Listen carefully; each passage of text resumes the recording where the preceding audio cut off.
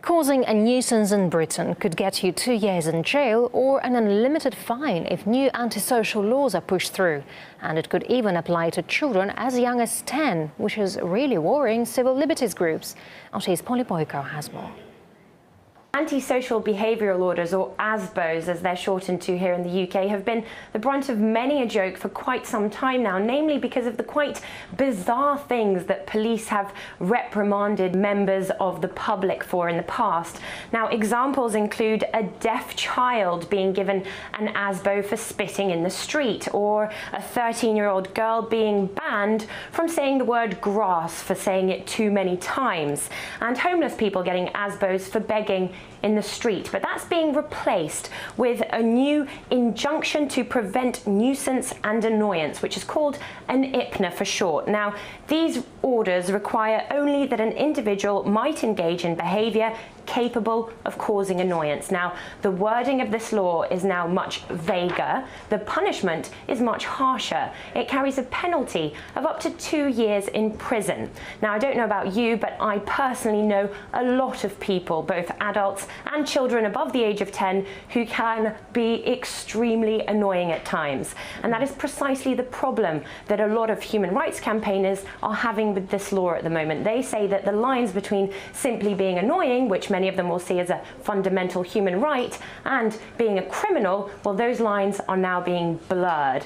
And it's not just human rights campaigners that have taken issue with it. Police officers have been coming forward to say that they're worried that children are going to be needlessly criminalised with these new orders, and also for them dealing with things that people deem to be nuisances. Well, that's a royal nuisance for the police, because they are going to have to divert their attention away from fighting real crime. And now, another part of this draft bill that's causing a lot of concern are public spaces protection orders, which could theoretically be used to stop public protests from gathering.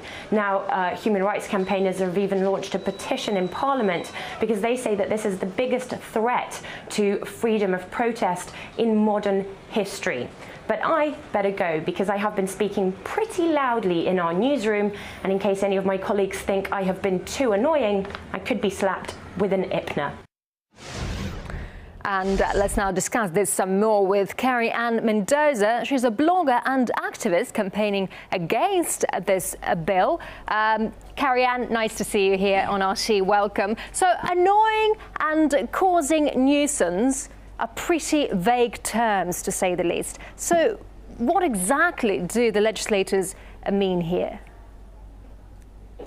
Well, essentially what they're attempting to do is give the police the authority to make any lawful protest immediately illegal, simply because it's, and I quote this directly from the legislation, may, has, or is likely to cause nuisance or annoyance. And as you can imagine, the whole point of protest is to cause nuisance and annoyance. It is to get in the way, to disrupt people in their ordinary daily lives so that you can have them focus on an otherwise ignorable issue, which is really important. And what this law does is actually then gives the police the authority to just in a moment declare that process illegal. People who then defy those orders won't be put in front of a magistrate or have any intervention by a court of law. They will receive an on-the-spot fine of up to £5,000 and potentially a prison sentence. And what's even more unnerving about this piece of legislation is it also allows the police to then bar people from what they call a locality, and locality hasn't been defined, so it could be a city, a county, a country. Nobody really knows, and again, all without the intervention of a court of law. So obviously anyone seeking, and this law has passed, this is the worst and scariest part of this, is that the House of Commons, the democratic body for the UK, has already passed this law. The only thing that stands between it and the statute are the House of Lords, who are debating it this afternoon, and royal assent. So we're all, anyone with a stake in civil liberties and freedom to protest should be really alarmed by this bill. And as you rightly point out, equally, children's campaigners, the Children's Commissioner, Dr. Maggie Atkinson, has also spoken out against this bill because it essentially also criminalises childhood. You know, any children that could, you know, be playing out in the street could suddenly become subject to these orders. And where they differ from ASBOs, which are currently in place, is that they don't only stop you doing things, but they also introduce something called positive obligations, which mean they can make you do things. So it could be you would have to report to a police station at a certain time every day. Okay. Any of these things, and that's all without judicial intervention of any kind. Okay, so I guess you believe that this legislation is dangerous, but isn't antisocial behaviour is dangerous and needs to be scrapped and needs to be well, actually people need to do something about it?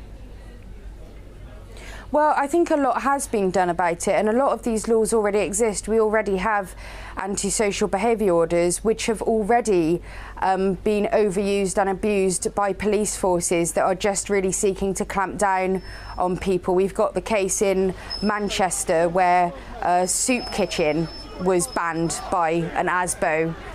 We've got homeless people that are having ASBOs applied to them that means begging. Then becomes illegal. If they're caught begging, they go to prison or receive a fine. So it's not that anyone is underestimating the impact of antisocial behaviour, but we already have a raft of legislation in place to deal with these issues, and actually the attempt to rebrand this legislation as somehow dealing with antisocial behaviour, I think is a great leap and quite a cynical one by our politicians, who are, what they're really after is to avoid the impact of protest and of marches and of strikes which seek to challenge austerity, which is being meted out to people up and down the country right now.